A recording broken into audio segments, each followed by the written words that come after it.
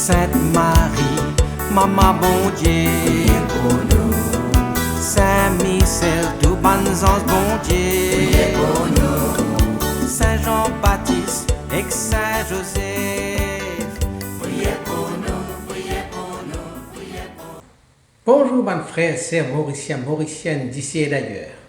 Merci d'être venus rejoindre nous dans nos programmes Un Saint chaque jour. Et dans ce programme-là, nous avons l'occasion de faire un peu connaissance avec ban saint, ban sainte, qui l'Église invite nous pour célébrer chaque jour. Et aussi nous pour demander, prier pour nous et intercéder pour nos familles. Aujourd'hui, 3 août, l'Église invite nous pour célébrer mémoire Sainte Lydie de la Pourpre. Sainte Lydie, patronne man marchand, man commerçant, en particulier man marchand, man commerçant de tissus ou bien de teinture, patron man femme d'affaires chrétienne et patronne man converti adulte au christianisme. Et nous profite de l'occasion pour saluer bien sûr man Lydie, man Lydia, man Lydio, man Lydia. Dans un petit retour dans la Grèce, dans la ville qui s'appelle Philippe, en Macédoine, et là nous dans le premier siècle au bord de la rivière. Et là l'apôtre Saint Paul, pour la première fois, il met sur les pieds en Europe. Et il y a besoin d'un endroit pour lui prier, pour lui capable de faire sa mission d'évangélisation. Là, près de cette rivière-là, il rencontre un groupe de femmes, une bonne femme juive, qui peut rassembler pour la prière. Et parmi ces bonnes femmes-là, Philomène, Lydie qui est une riche marchande de pourpre, teinture, et il peut écouter attentivement à ce que Saint Paul peut dire. Et là, sur le cœur touché. Il dit, il convertit, élimine la première chrétienne en Europe. Ça, c'est un moment quand l'Évangile vient franchir la frontière pour aller vers un nouveau continent, donc le continent européen. Et c'est une femme entrepreneuse, hospitalière, qui, dans un sens, vient la porte d'entrée pour l'Évangile rendre à ce nouveau continent d'Europe là, et donc c'est Lydie, la Sainte Lydie. Lydie vit au 1er siècle après Jésus-Christ, à l'époque où l'Empire romain peut faire une expansion extraordinaire. Il est originaire de la ville de Thyatire, en Asie mineure, actuellement la Turquie, et il est célèbre pour sa production de teinture pourpre, une couleur prestigieuse et une couleur qui coûte très cher. Donc Lydie fut installée à Philippe, en Macédoine, une la ville romaine importante. C'est une femme d'affaires, comme on dit, indépendante. Une affaire très rare à l'époque, parce que c'était l'époque où le monde des affaires était dominé par les hommes. Donc c'était quand même une société patriarcale.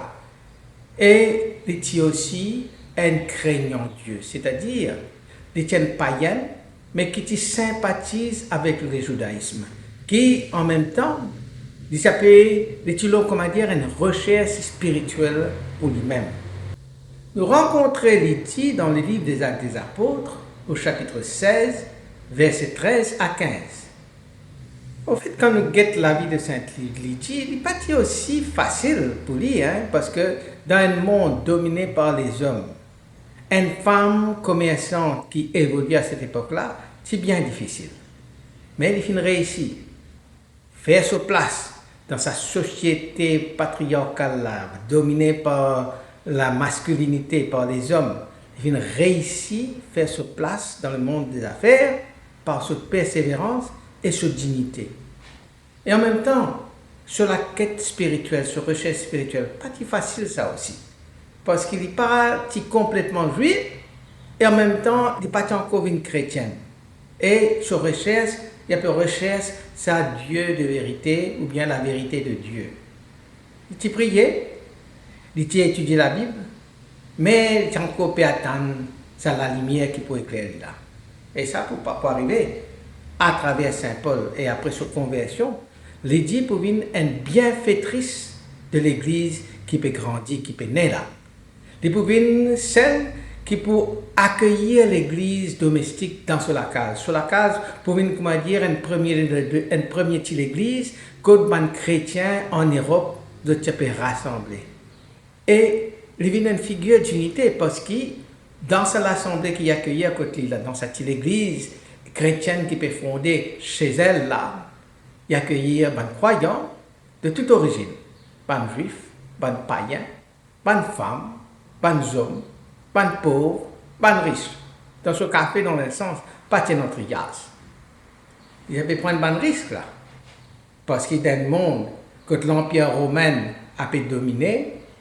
L'État a pu donner l'hospitalité à Paul et à Silas, alors que ces là, les Romains, les Juifs, tout ça là, qui est hostile à cette prédication, puis à persécution, l'État lui donne l'hospitalité à ça là, ben, il a pu ouvrir lui aussi à une représailles, à une conséquence qui suivent pour qui peut promouvoir la chrétienté, qui peut protéger, qui peut promouvoir la chrétienté. Donc, ils mettent sur la vie à risque, l'étant ouvert sur la porte pour accueillir cette église-là côté.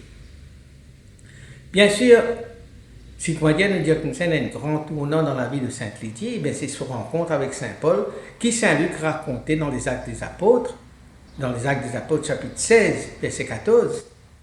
Le Seigneur lui ouvrit le cœur pour qu'elle soit attentive à ce que disait Paul. Donc ça c'est Saint Luc qui raconte ça par rapport à Sainte Lydie. Le Seigneur lui ouvrit son cœur pour qu'elle soit attentive à ce que disait Paul. Actes des Apôtres, chapitre 16, verset 14.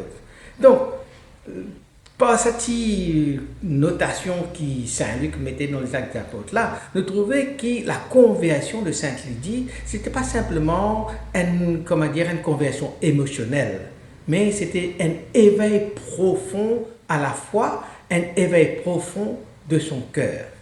Alors il demande immédiatement le baptême, pas seulement pour lui, mais pour toute sa famille. Ce qui montre qu'il y a un rayonnement spirituel autour de lui, si bien qu'il soit une famille, toute sur la case, accepté pour suivre lui dans le baptême. C'est aussi un tournant important pour l'Église à l'époque, sa conversion, parce que c'est une femme païenne convertie à travers lui qui le christianisme peut enraciner dans l'Europe. Alors, selon la tradition orientale, et la tradition ancienne non biblique, si comment dire, nous sommes capables de cause miracle associé à Sainte Lydie. Ce n'est pas lui-même qui fait ce miracle-là, mais apparemment, c'est une société qui est gravement malade. Alors, Sainte Lydie, au final, demande Saint Paul, prier pour lui, prier pour son serviteur. Après la prière et l'imposition des mains de Saint Paul, l'homme finit complètement guéri, totalement guéri. Et ce miracle-là, il renforce la foi des habitants de Philippe et finalement beaucoup de catéchumènes qui finissent joindre en chemin vers le baptême grâce à l'intervention de Sainte Lydie auprès de Saint Paul et sa miracle qui finit arrivé là. Donc, renforcer la foi des Philippiens et en même temps, le nombre de catéchumènes est augmenté.